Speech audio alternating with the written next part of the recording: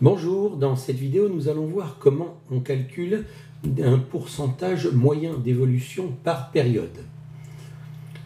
Ainsi, par exemple, je vous dis qu'un indicateur a augmenté de 3% un jour et le lendemain il a augmenté de 15%. Et je veux savoir quelle est l'augmentation moyenne par jour, donc faire une moyenne de ces deux pourcentages. Attention, on ne fait pas des moyennes de pourcentage comme on fait des moyennes de notes. Donc il ne faut pas faire 15 plus 3 divisé par 2, c'est pas ça qui va donner le pourcentage moyen.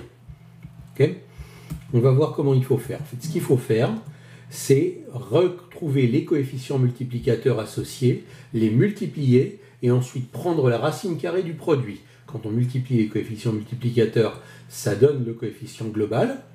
Et ensuite, on prend la racine du produit. Racine carrée s'il y a deux évolutions, sinon racine de l'ordre du nombre d'évolutions. Donc allons-y. Pour retrouver le coefficient multiplicateur associé à la hausse de 3%, il faut remettre 3% en écriture décimale, c'est-à-dire 3 divisé par 100, 0,03, et rajouter 1. C'est 1,03. Donc voilà 1,03 et le coefficient multiplicateur associé à une hausse de 3%. Lorsque vous multipliez un nombre par 1,03, vous obtenez le nombre augmenté de 3%. 3% de plus que ce que vous aviez au départ. On fait la même chose avec la hausse de 15%. Donc, la hausse de 15%, remettre 15% en décimale, c'est 15 divisé par 100, c'est 0,15. Rajouter 1 pour passer au coefficient multiplicateur, et ça me fait 1,15. Donc là, on a obtenu ici les coefficients multiplicateurs. D'accord ? Ces coefficients multiplicateurs, on va les multiplier entre eux et ça va nous donner le coefficient multiplicateur global.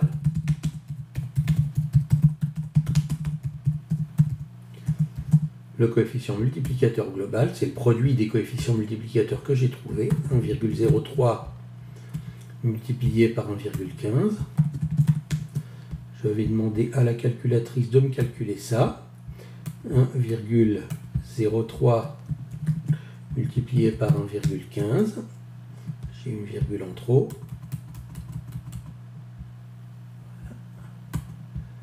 Et ça me donne un coefficient multiplicateur global de 1,1845. Voilà.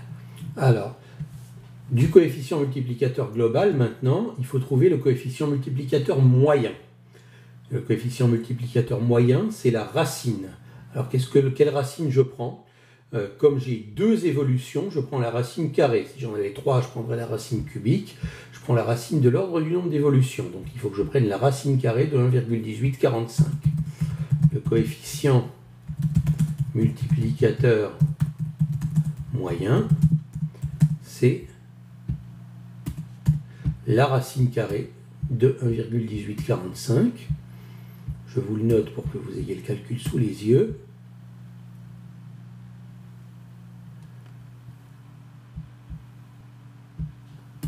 Voilà.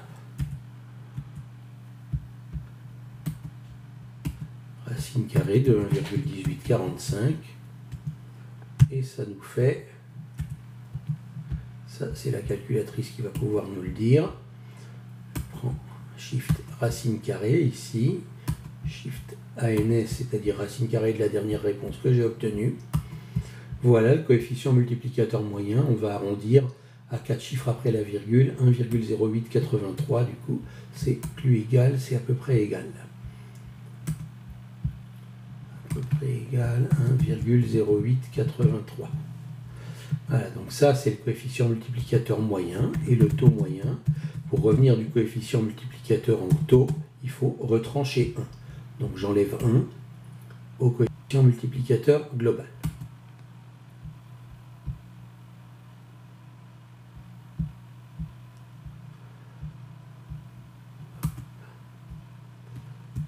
« 0,0883 moins 1, ça fait évidemment 0,0883. Et pour repasser au pourcentage, je le multiplie par 100.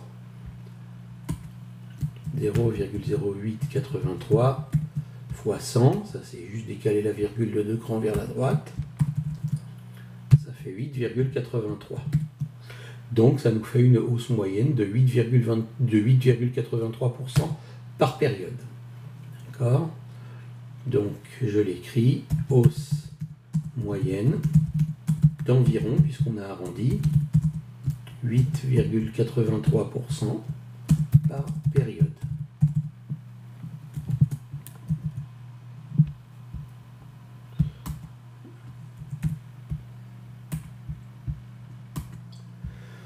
Je vous rappelle ce que j'ai fait pour trouver ça, parce qu'on va faire la même chose pour le B, le C et le D. On prend chaque évolution, on retrouve son coefficient multiplicateur. On multiplie entre tous les coefficients multiplicateurs qu'on a trouvés, et ça donne le coefficient multiplicateur global. On prend la racine du coefficient multiplicateur global, et ça donne le coefficient multiplicateur moyen. On retire 1 au coefficient multiplicateur moyen pour retrouver le taux moyen, et il n'y a plus qu'à multiplier par 100 pour remettre ça en écriture de pourcentage.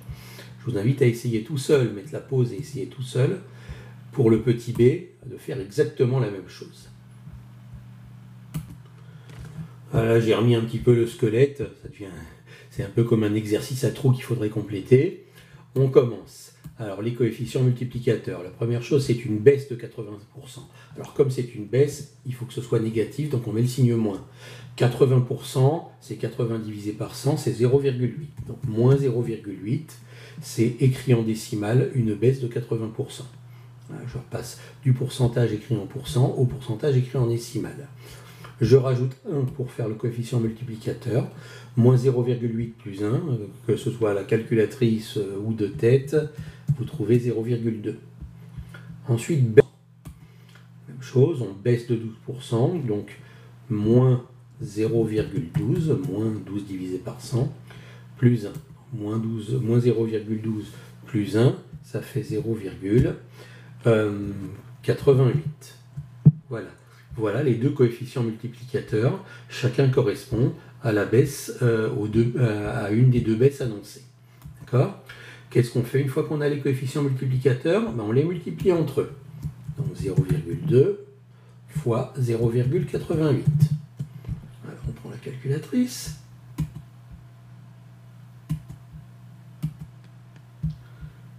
Allons-y. 0,2 fois 0,88, ça fait 0,176. Alors voilà le coefficient multiplicateur global. Ce n'est pas, attention, ce n'est pas le coefficient multiplicateur moyen encore, c'est le coefficient multiplicateur global. Le coefficient multiplicateur moyen, c'est la racine carrée du coefficient multiplicateur global. Parce qu'il y a deux évolutions, on prend la racine carrée.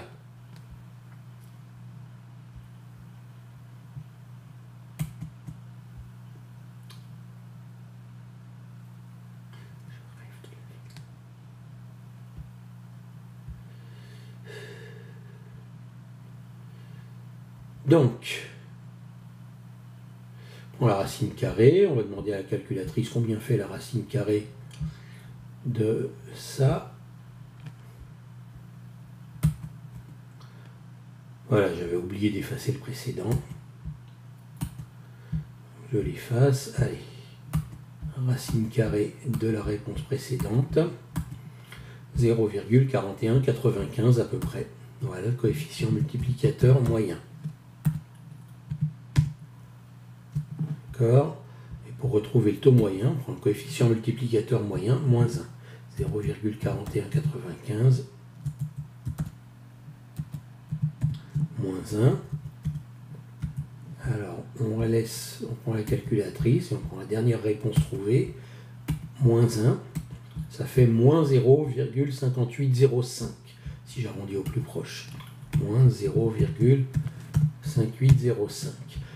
Donc, je reprends le moins 0,5805. Le moins indique une baisse, donc il ne faut pas oublier de le recopier, sinon on va oublier que c'est une baisse. Ça fait moins 58,05.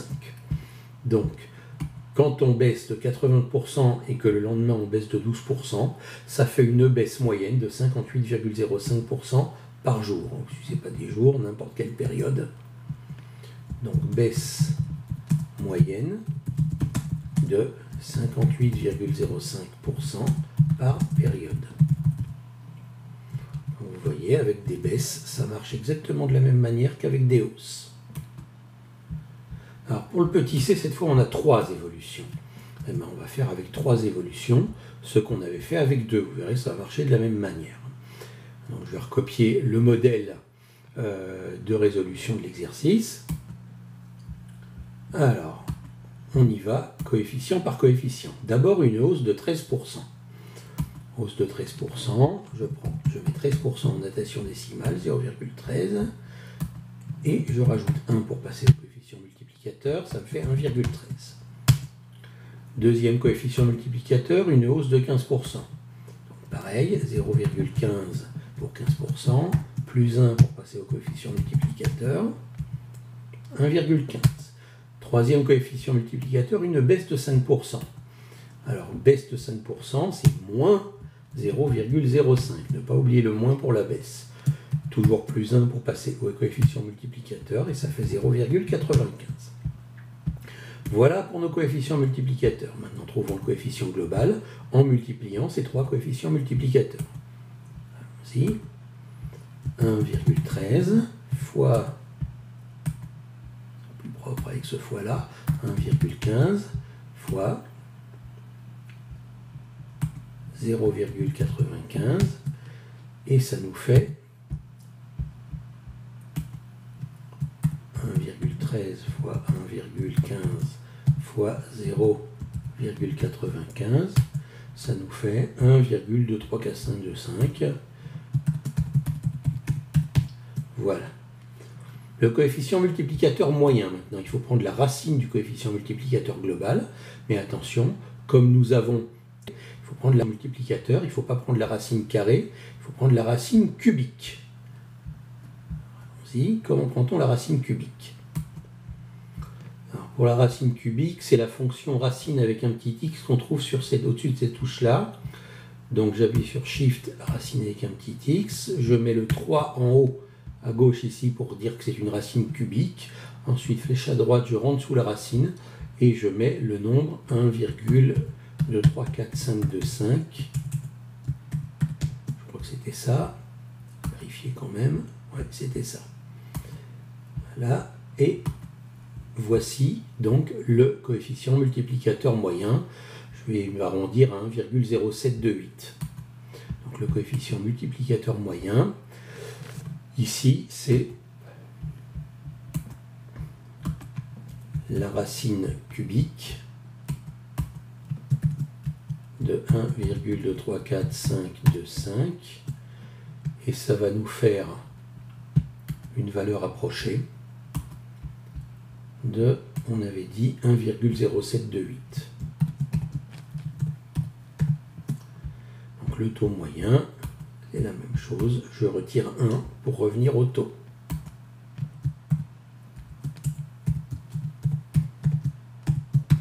Ça fait 0,0728. Comme je n'ai pas obtenu un nombre négatif, il s'agit d'une hausse. Et quand je multiplie 0,0728 par 100, ça me donne 7,28%.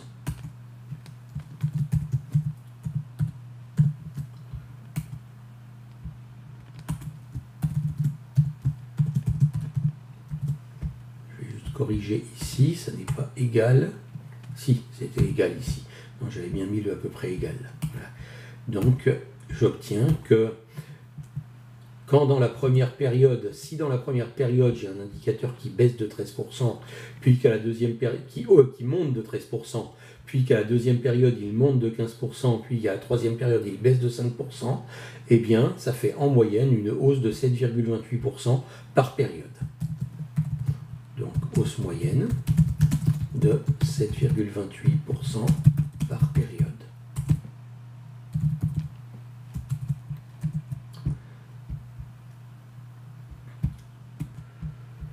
Voilà, passons au petit d. Alors le petit d est intéressant, parce qu'il y a une baisse, puis une hausse, puis une baisse, puis une hausse, et on ne sait pas si en moyenne, on ne sait pas à l'avance si en moyenne on va obtenir une hausse ou si en moyenne on va obtenir une baisse. Et on va le découvrir uniquement à la fin. Alors que pour le A, le B et le C, on se doutait quand même à chaque fois de ce qu'on allait obtenir. Mais peu importe qu'on le sache ou non, on va appliquer exactement la même méthode, on verra bien à la fin si c'est une hausse ou si c'est une baisse. Alors allons-y pour les coefficients multiplicateurs. Déjà la baisse de 12%, c'est moins 0,12. Et pour passer au coefficient multiplicateur, on ajoute 1, ça fait 0,88. Ensuite, hausse de 13%, je ne mets pas le moins puisque c'est une hausse, 0,13 plus 1, ça fait 1,13. Une baisse de 20%, 0,2, non, une baisse, donc moins 0,2, ou moins 0,20 si vous préférez, c'est la même chose, plus 1 égale 0,8. Ça vous le trouvez à la calculatrice si vous n'y arrivez pas de tête. Et enfin une hausse de 9%. 9% c'est 0,09, plus 1, ça fait 1,09. On a nos coefficients multiplicateurs et on calcule le coefficient multiplicateur global en multipliant tous les coefficients multiplicateurs entre eux. Donc allons-y. Aucune différence par rapport à ce qu'on a fait aux questions précédentes. 0,88 fois 1,13 fois 0,8 fois 1,09. Voyons à la calculatrice combien nous obtenons. 0,88 fois 1,13 fois 0,8 fois 1,09. Ça ne marchera pas si je mets une virgule à la calculatrice. Il faut mettre un point. Voilà. Là, on a ce qu'il faut. Non, on n'a pas ce qu'il faut. J'ai mis 99 au lieu de mettre 88. Ouais, c'est bien, les 4 sont exacts, c'est bon. Donc voilà le coefficient multiplicateur global qui vaut 0,8671, etc. On va arrondir à 0,8671. On va arrondir, c'est à peu près égal. 0,8671.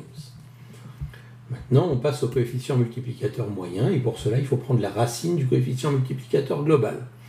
Et donc là, comme j'ai 4 coefficients multiplicateurs, je dois prendre la racine quatrième. Donc le coefficient multiplicateur moyen, ça va être la racine quatrième, avec un petit 4 là, en haut à gauche, de ce qu'on a trouvé précédemment. Évidemment, ça va être un résultat qu'on va arrondir. Demandons à la calculatrice de nous calculer la racine quatrième. Alors, Shift, racine avec un X, je mets le 4 en haut à gauche comme l'ordre de la racine, et je fais la flèche à droite pour rentrer sous la racine, et au lieu de taper toutes les décimales, je vais mettre Shift Ans comme ça, ça me conserve la réponse précédente.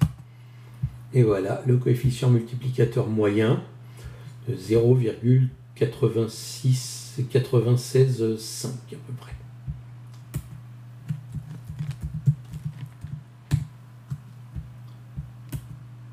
Voilà. Maintenant, pour le taux moyen, à ce stade-là, vous êtes déjà capable de vous apercevoir si on obtient une hausse ou une baisse. Donc, pour le taux moyen, allons-y. On passe du coefficient multiplicateur au taux en retirant 1, 0,965 moins 1. Ça nous fait, à la calculatrice, je prends la réponse précédente, moins 1, moins 0,035.